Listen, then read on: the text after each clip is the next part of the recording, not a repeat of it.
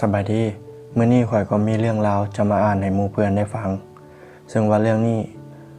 ข่อยได้ฟังจากนักเว้าท่านหนึ่งซึ่งว่าฟังแล้วมันก็มีแง่คิดหลายอย่างแล้วก็หวังว่าเพื่อนๆจะมักมันคนที่ออกจากชีวิตเจ้าบ่ได้เฮ็ดให้เจ้าสูญเสียหากคนคนนั้นคือคนที่เฮ็ดให้เจ้า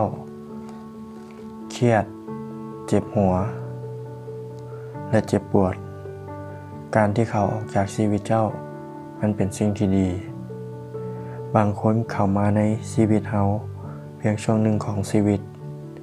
มีเหตุผลและฤดูของมันและมันก็แค่หมดเวลาแล้วสำหรับชีวิตช่วงนี้บางคนเข้ามาเพื่อให้บทเรียนเกี่ยวกับเฮาและต้องจากไปบา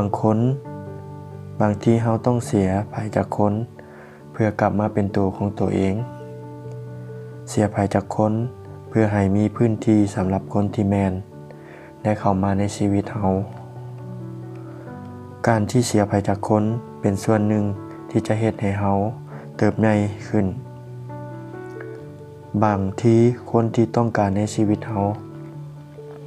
เขาอาจจะบ่แม่นสำหรับชีวิตเฮา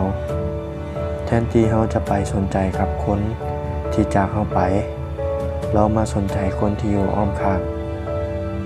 คนที่ให้กำลังใจเฮาเสมอถ้าให้ข้อยเลือกข้อยยอมที่จะเหงาช่วงหนึ่งแทนที่จะมีความสัมพันธ์ที่เต็มไปด้วยความบ่ไว้ใจและความเจ็บปวดถ้าให้ข้อยเลือกข้อยยินดีที่จะมีเพียง